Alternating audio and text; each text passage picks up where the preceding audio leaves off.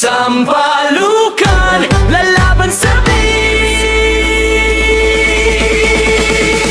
Sampalukan, usad para sa kinabukasan. Sa bawat sigaw, sa bawat galaw, pagkakaisa ang siyang ilaw. Sampalukan, lalaban sa bis.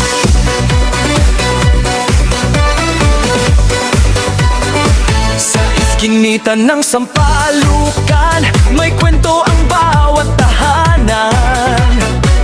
Sa Mabini, J. Rizal, Mandaluyong o